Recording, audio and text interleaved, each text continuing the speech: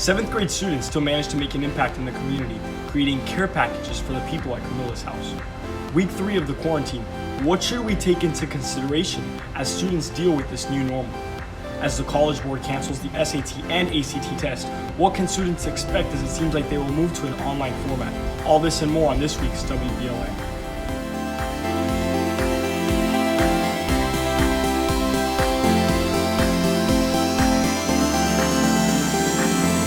As we all turn towards social distancing, we must be reminded of those who are most vulnerable, the homeless. Last week, a collection of items for Ms. Davalos' 7th grade students was delivered to Camilla's house with the help of Ms. Teresita Gonzalez. It was very stressful and difficult to manage all the boxes while using masks and gloves. Temperatures were taken outside the gate for any donors to protect the health of those inside. Although Ms. Gonzalez was not able to see the people inside and thank them for their service, the heroism of those putting their lives on the line to serve for those who are the most forgotten in our society is something to truly admire. Frank Garcia Montes sat down with child psychologist Dr. Carlos Danger for how the quarantine is affecting children. School closures due to the COVID-19 outbreak mean millions of parents and guardians who have grown accustomed to sending their children to traditional schools are now faced with the task of educating them at home. And obviously in this educational environment that we find ourselves in, we're going to have a lot of distractions and a lot less oversight. We cannot control the oversight, but we perhaps can control the distraction. More distraction and less oversight can lead to decreased motivation. So one of the things we can do to control the distraction is to pick one spot that will be dedicated to virtual schooling, and hopefully this spot will not have any distractions such as TVs, phones, or other family members. As far as the educators, they can keep the lessons shorter, stick to the main points, and it's really up to the teachers, and it would require the educators to effectively outline and distill complex subjects, because you have a lot less oversight and engagement from the students, but you still want to make the lessons effective. With this in mind, routines and structure are more important than ever. In a time where everything is either frozen or in limbo, routines provide us stability, keeping us grounded and focused. For WBLN, I'm Frank Garcia Montes. Thank you, Frank. As we entered into quarantine, some unlikely heroes stepped up to the plate.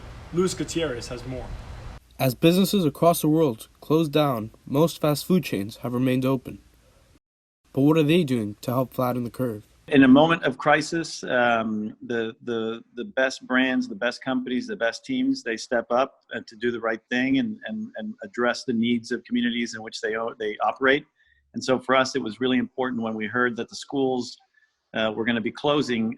There's many families out there in this country depend on the school systems to feed their children. So the kids are there Monday through Friday, and they have many of their meals at the schools. And so when we heard that the schools were going to be closing and the kids were going to be home, we knew that there was going to be a need for kids to be fed. And so we put the program in place with Burger King to be able to give 2 free kids meals for every adult that orders anything online through the mobile app. If you have a big family with, let's say, 4 kids, you just have 2 adults order, and we'll give you 4 kids meals free.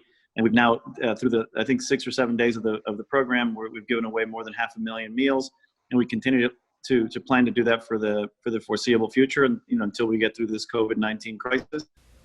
All fast food restaurants, including Burger King and McDonald's, have closed their seating areas. The only way to receive food is through drive-thru or delivery. Many restaurants are teaming up with services such as DoorDash and Postmates to offer free delivery. This includes Chipotle, Burger King, IHOP, KFC, and many more. Select McDonald's locations are also serving free meals to kids.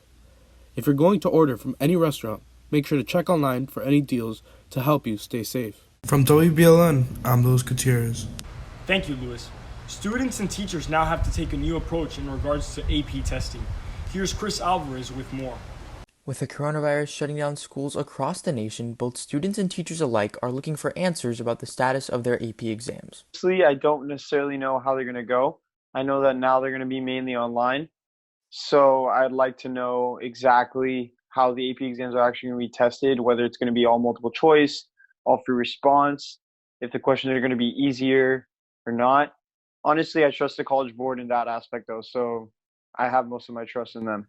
We reached out to the College Board and they responded with a statement stating that the health and safety of educators and students are the AP program's highest priorities. They then went on to explain some changes to the exam, explaining that it will be a 45-minute online test and that each subject will have 2 testing dates. So the changes to the AP exam, we don't know all the details. What we know so far is that it will be a 45-minute online test, and there will only be one free response question that students will be writing out. The student will be given an option to pick a date to test, and on those 2 particular dates, everyone would test at the same time. These never-before-seen changes are now also affecting the way teachers prepare their students in the virtual classroom. It's a dramatic effect because most of the year I prepare for that multiple choice section that's now gone.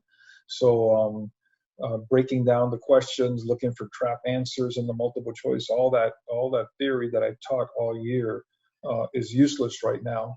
That's the negative side. The positive side is that those are usually very hard questions, and a lot of those answers were very hard to discern between.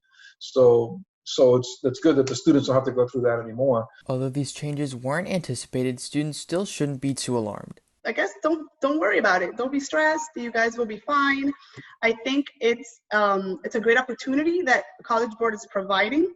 So I honestly thought when we left school that we were probably not going to be able to take these exams. So I'm glad that College Board is offering this to the students. For WBLN, I'm Chris Alvarez.